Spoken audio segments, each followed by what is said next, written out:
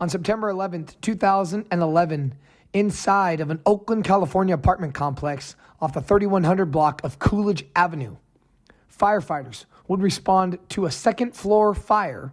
After putting out the blaze, 2 bodies would be discovered. The identities of those 2 individuals that were discovered: 73-year-old Johnny Gilbert Navarrete and 56-year-old Renee Washington. Autopsies would be performed, and it was soon discovered that the pair had been murdered and stabbed to death a day prior.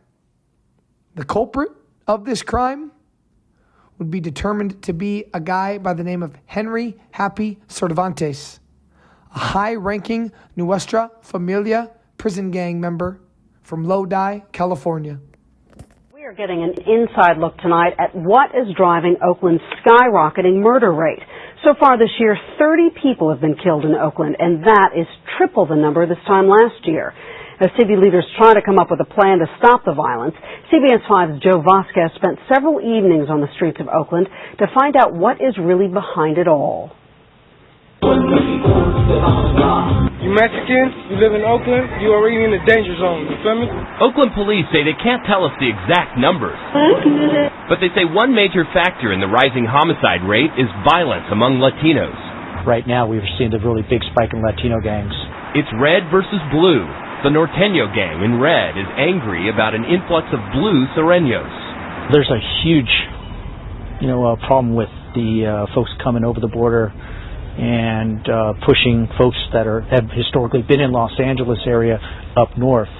Sergeant Fred Mestas leads the Oakland Police Department's gang unit. And they were already predisposed to gang lifestyle, but now they're bringing it into the Bay Area. So you've got entire groups clashing over just whether it's a red or blue color that they're claiming. Oh, I think that's dumb because they're fighting over a color and the Latinos are killing Latinos. You want to come out of towners, want to come over here, you feel me? You violating us, you feel me? You can't come from out of town and try to disrespect Oakland, none of that. There's consequence to that. There's so much violence in this area because it's Sureños out here. Police say another factor is that with so many Latinos moving in, they are occupying neighborhoods that have traditionally been African American. That's a bullet right there. And the bullets are flying. How did somebody get a gun? Is that just that easy? Man, if you got $250, I can get you a gun. Hey, Josh, you got some money, I can buy you a gun. Police say there is no defined Norteño or Sureño territory in Oakland. Instead, gang members drive around in cars, literally hunting members of the other's gang. Dozens of arrests today as part of a statewide gang sweep. Among those charged are prison inmates who are accused of using cell phones to orchestrate violent crimes from behind bars. This crackdown follows a KCRA3 investigation into the use of cell phones from inside a prison. Attorney General Jerry Brown announced today's arrests. Authorities targeted key members of the Nuestra Familia gang. The arrests were made across the state as part of Operation Street Sweeper. Brown says the sweep is a crippling blow to the notorious prison gang that operates out of Pelican Bay State Prison. It's intolerable in our free society that people as dangerous as this, even after they're convicted and sent away for long times in prison, still carry on their activity. It's all the prevention efforts that are also. The sweep involved 250 officers from various law enforcement agencies. 36 suspected gang members were arrested on drug trafficking. We are beginning tonight with law enforcement dealing a big blow to gangs and organized crime in what's being called the largest criminal gang case in Santa Clara County history. 48 suspected members of the Nuestra Familia gang were indicted today on multiple serious felonies. With more on the indictment and its expected impact on the Central Coast, here's Action News reporter Tom Miller, who's live in our Salinas newsroom with tonight's top story. Well, Aaron, to be clear, these are not small-time gangsters. These are some of the top organizers running the show up and down California. In Santa Clara County alone, they are in charge of 27 different street-level gangs. Tonight, many of them are behind bars after another major gang sweep. The Nuestra Familia gang is large and highly organized, exerting control from inside state prisons and local jails to the streets of Santa Clara County and Salinas. However, now 39 of its members are in custody and another 9 are wanted after being indicted on 77 felonies, the largest ever in Santa Clara County history. When you look at the drug trafficking, the witness intimidation, the firearms, the murder, the robberies, it was a significant crime spree, and this prosecution will bring that to a close. Among the charges, the 2012 execution of a 38-year-old gang member in San Jose, and earlier that year, the holdup of a Bank of America and subsequent chase that shut down Highway 85. These are major players that they have today under indictment. When you remove that from the community, there's really no one to run the business, and that's what it is. It's a criminal enterprise. That enterprise hasn't spared the Central Coast. Fact of the matter is, a lot of the Nuestra Familia is run out of the city of Salinas. So to take off another regiment like Santa Clara or maybe in Stockton or some other place is bound to have a residual effect on Salinas. These large-scale interagency gang roundups have proven to be a successful crime-fighting tool here in Monterey County as well. Just last month, Operations Clean Sweep and Snake Eyes landed more than 70 arrests here, which begs the question, why isn't our law enforcement doing these all the time? The reason we don't do them every month is because we can't sustain it with the resources that we have at the Salinas Police Department. But when they are organized, they work, and officers will be the first to tell you the streets are more peaceful and quieter because of it. 38 men and 10 women were charged in this case, and while some of them were already behind bars and another 9 are still on the loose, we're told that there were dozens of arrests made in this case. Aaron? All right, Tom, thank you. All of the alleged crimes in the indictment happened over the last 3 years. Nuestra Familia has been run out of California's prisons since the 1960s. What's going on, you guys? Welcome back. Another episode of Greenlit Gang TV. Hope y'all having a blessed day. Hopefully for those of you that do celebrate Thanksgiving, I know not everybody does. For those of you that do, you have a good holiday tomorrow. I will not be making a video tomorrow, so I had to get it up today. We're going to be talking about a guy by the name of Henry Happy Cervantes. He's from Lodi, California, and would become a very high-ranking member of the Nuestra Familia and ultimately would become a regiment commander. I'll be honest, guys, this video today is not going to be as long as some of the other ones we've been doing. Work's been absolutely crazy. Got a busy day tomorrow. Still want to bring you guys some content and get a video up for y'all tonight. So anyway, with that being said, we're going to be talking about Henry Happy Cervantes from Lodi, California. Would become a made member of the Nuestra Familia around 1990. And in 2011, that's when he would become the official regiment commander of the NF in Oakland. Big shout out to my social media page, my favorite social media page, Prison Chronicles. We're going to read from their description of them really quick before we jump into some news stories and some articles. Henry Happy Cervantes was one of 3 generals in the gang's top organizational structure. He oversaw member discipline, which included making decisions on whether members should be attacked or killed for violating gang rules. He also served as a regiment commander for the NF in Oakland, California. In September 2011, Cervantes fatally stabbed John Gilbert Navarrete and Renee Washington in an Oakland apartment and then enlisted other gang members to set fire to the apartment to destroy evidence. He was sentenced in 2016 to 75 years or 900 months. I think that's absolutely crazy when they break it down to months. It took me a second to kind of try to do the math on that. 900 months. I just go off of, I know 120 months is 10 years, 240 is 20. You see 900, you go, oh my God, you can't wrap your head around that. In federal prison for racketeering, conspiracy, murder, and other related offenses, so he caught a RICO case. This allowed a prior conviction in 2004 for conspiracy charges related to a plot to kill 2 prosecutors. Yes, a plot to kill prosecutors, for which he served a 10-year sentence and got out in April 2010. I think it's interesting that he managed to get out from that. Okay, so this is related to the fire being set. All right, this is an article that was shortly after the fire got set in September of 2011. Let's read from that.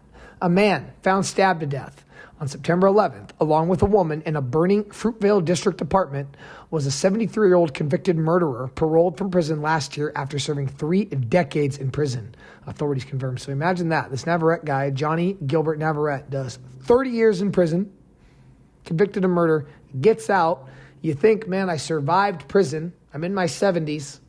Nope, you get killed in your apartment. Police said Johnny Gilbert Navarrete was identified primarily through 2 prison tattoos on his back. His back was one of the few parts of his body that was not disfigured or dismembered by the fires. According to authorities, Navarrete was paroled from state prison in the summer of 2010 after serving more than 29 years of a 15 to life sentence. He was arrested for murder back in September of 1980, on September 27th, 1980, a few hours after fatally shooting a 31-year-old man in the back at 23rd Avenue and East 15th Street in East Oakland. The man was killed in a dispute over heroin. A jury convicted Navarrete in May of 81 of second-degree murder and being a felon in possession of a firearm. In June of 81, he was sentenced to 15 to life in prison. Police had earlier identified Renee Washington, 56, as the woman who was also found fatally stabbed in the apartment in the 3100 block of Coolidge Avenue. Police believe the fire was set by the killer to destroy evidence. Fong Tran said there were no fingerprints to identify Navarrete with, but the 2 distinctive tattoos of the cartoon character Yosemite Sam and a woman led to him being identified through prior booking photos. So Yosemite Sam and a woman on his back. That helped out. Police said the 2 each rented a room in the upper floor of the 2-story building that houses an acupuncture clinic in the lower portion. Police said Navarrete and Washington knew each other, but still don't have a motive for their slangs. Now, fast forward to January 30th, 2013, indictments. A top-ranking member of the Nuestra Familia prison gang has been indicted by a federal grand jury on murder, conspiracy, and racketeering charges in connection with the stabbing deaths of 2 people found in a burning Oakland apartment. Henry Cervantes, 48, was charged with 2 counts of murder and 8 of racketeering in the slayings of Johnny Gilbert Navarrete, a 73-year-old paroled killer, and Renee Washington, 56. Cervantes had previously been charged by Alameda County prosecutors. The bodies of Navarrete and Washington were found in a second-floor apartment on the 3100 block of Coolidge Avenue in Oakland early September 11th, 2011, after firefighters doused a blaze. So when it says was previously charged in Alameda County, that means he was charged at the state level, and then the feds came in and picked it up. Superseding indictment came through, hit him with the RICO. Basically, you're booked, man. Autopsies determined that both had been stabbed to death. Cervantes allegedly enlisted Shane Bowman and Jaime Cervantes, said to be Norteño gang members, to destroy evidence at the murder scene, according to the indictment handed down earlier this month in U.S. District Court in Oakland. Bowman, Jaime Cervantes, and a third alleged gang associate, Richard Martinez, set fire to the apartment, quote, to destroy evidence from the double murder committed the previous day by Henry Cervantes, said the indictment, which names 7 other defendants.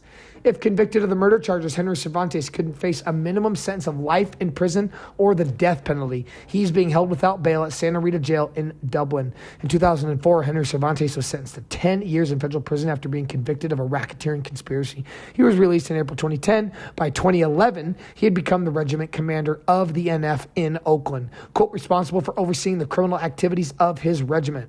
Federal prosecutors said top officers of the NF issued orders to their associates on the streets from inside the security housing unit at California's toughest lockup, Pelican Bay State Prison. Navarrete also spent time behind bars. He was convicted of second-degree murder and being a felon in possession of a gun for fatally shooting a man in 1981. Okay, so gets indicted in 2013. On August 9th, 2016, our guy, Happy Cervantes, would be found guilty on 5 out of 10 basically RICO counts at the federal level. So again, August 9th, 2016, he gets found guilty on 5 out of 10 RICO counts at the RICO for the RICO charges. And the big one was the first one, which is the conviction at the conspiracy charge. The RICO conspiracy charge is count 1 when you read that document. Count 1, guilty. He has a couple not guilties in there, a couple that are like undecided. Basically, the jury's deadlocked. But yeah, 5 out of 10 is enough to get that 75-year or 900-month sentence. Okay, now, fast forward a few more months. December 21st, 2016, his sentence. 4 members of the Nuestra Familia gang were sentenced to prison today, including a life sentence for 1 senior gang member for participating in a variety of violent criminal acts, including racketeering conspiracy, murder, robbery, and conspiracy to distribute controlled substances and other related offenses. So at this point, Henry Happy Cervantes, this double killing that took place in the apartment complex in September 2011, it's just another murder that's wrapped up in this massive RICO case that a bunch of these NF guys are in. Assistant Attorney General Leslie R. Caldwell of the Justice Department's Criminal Division, United States Attorney Brian J. Stretch of the Northern District of California, and Special Agent in Charge John Bennett of the FBI San Francisco Division made the announcement. Criminal enterprises like the NF may spawn in prisons, but they often spread into our communities and onto our streets. Blah, blah, blah. We'll continue to target these criminal organizations. Yeah, right. You know, you guys try to do your best, but at the end of the day, you're not going to, there's just going to be somebody else. Today, 4 additional members of the NF gang were sentenced for their heinous crimes they perpetuated upon our community, bringing to 12 the number of defendants sentenced as a result of this investigation, said U.S. Attorney Stretch. Alberto Larez, 48, a.k.a. Bird of Salinas, California, was given life plus 120 in prison. Henry Happy Cervantes, 52, of Lodi, was given 900 months. Jaime Cervantes, 33, a.k.a. Hennessy of San Mateo, was sentenced to 384 months in prison. They're given all months. And Andrew Cervantes, 60, the big dog man, a.k.a. Mad Dog of Stockton, California, was given 432 months. The 4 defendants were previously convicted of racketeering, conspiracy, and other offenses following trial. According to evidence presented at trial, NF Familia. Nuestra Familia is a prison gang that originally formed in the California state prison system in the 60s. It's crazy. Larez and Henry Cervantes were senior gang members who reported to Andrew Cervantes.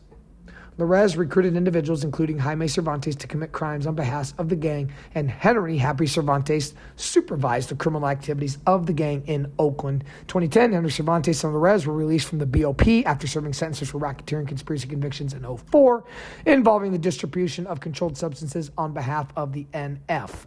Evidence presented at trial established that from approximately fall of 2010 through March of 2013, under the supervision of Henry Cervantes and Larez, members and associates of the NF engaged in the trafficking of methamphetamine, cocaine, and heroin, committed robberies to raise money for themselves and the gang. It's crazy. At the direction of Andrew Cervantes, Larez instructed his subordinates to send proceeds from their criminal activities to the commissary accounts of gang leaders incarcerated in several BOP facilities, including the account of himself, Andrew Cervantes. That's crazy.